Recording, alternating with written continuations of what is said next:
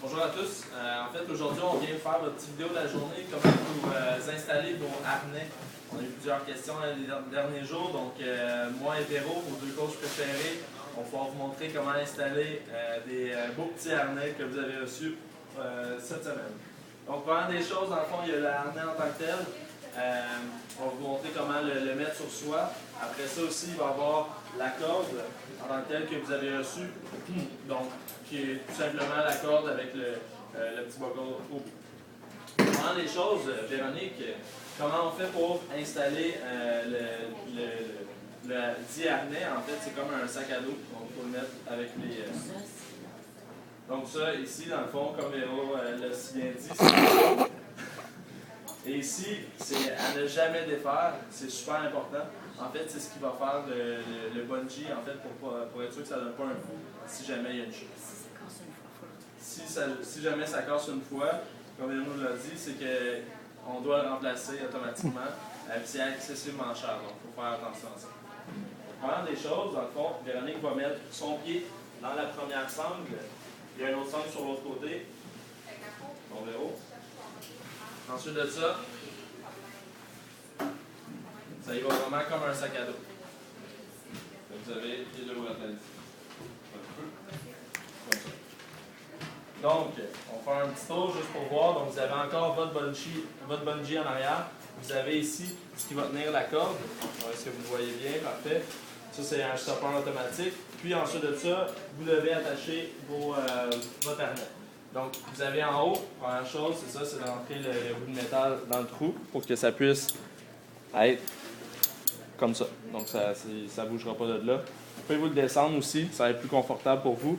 Ensuite de ça, c'est d'enlever le lousse dans les deux pattes. Donc, vous avez ici, premier lousse enlevé. Faites juste tirer sur la corde qui est ici. Puis après ça, vous allez pouvoir enlever le lousse avec celle-là.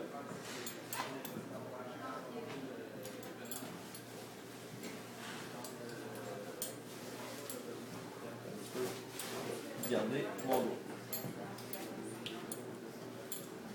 Et voilà. Donc, Véro est confortable, donc elle peut travailler aussi pour vider les gouttières, aller sur le coin d'une gouttière aussi, faire de la peinture, tout ça. Donc, c'est super important. Ensuite de ça, vous avez votre petit arrêteur automatique. Vous prenez le bout de la corde. C'est important de prendre le bout qui n'a rien. Après ça... Exactement. Donc, hop, ici. Après ça, on tire. Je vais en tirer un peu. Explique donc le fonctionnement quand c'est rendu en haut, Guy. Donc, après ça, pour avoir du lousse, dans le fond, Véronique va vous le montrer. Vous avez juste à tasser le petit truc en métal. Puis après ça, vous allez pouvoir vous donner du lousse. Quand on est accroché. Quand vous êtes accroché, juste avec le poids de ce que c'est ça va arrêter, ça va bloquer. Donc c'est pour ça que c'est automatique. Ensuite de ça, pour attacher après un arbre ou après, dans le fond, quelque chose de vraiment solide, vous pouvez peut-être accrocher après, dans le fond, ça peut être la voiture, ça peut être quelque chose de vraiment, vraiment solide. Assurez-vous, dans le fond, qu'elle va supporter votre poids. Donc, peut-être juste vous pendre après. Il faut éviter les cheminées Il faut éviter d'aluminium. cheminées d'aluminium, oui, parce que ça, vous allez voir, les cheminées d'aluminium, souvent, ça tient juste que par 3 ou 4 clous. Donc, il faut prendre les cheminées soit de briques ou un arbre de l'autre côté. Ce qui est le fun avec ces harnais-là, dans le fond, c'est que c'est super rapide quand vous voulez faire un nœud. Exemple, ça ici, on a un arbre après la table de pôle ici. Donc, faites le tour. Après ça, pour ouvrir le harnais, faites juste tourner la petite clip ici, puis vous allez pouvoir, et voilà, oups, elle est à l'envers, vous allez pouvoir tourner ça, puis juste l'accrocher, comme ça ici. Donc, si jamais il y a de quoi, ça ne bougera pas. Vous enlevez l'excédent de la corde. Donc, vous enlevez l'excédent pour être sûr que si jamais il y a une chute, vous ne tombiez pas, parce que vous avez 50 pieds. Donc, si vous êtes sur le même côté de la maison, dans le fond, il faut que vous enlevez l'excédent pour être sûr que si Véronique est juste au-dessus de la gouttière, ben, elle ne fera pas bouger parce que c'est automatique, ça bloque automatiquement. comprenez? Et voilà. C'est pas plus compliqué que ça.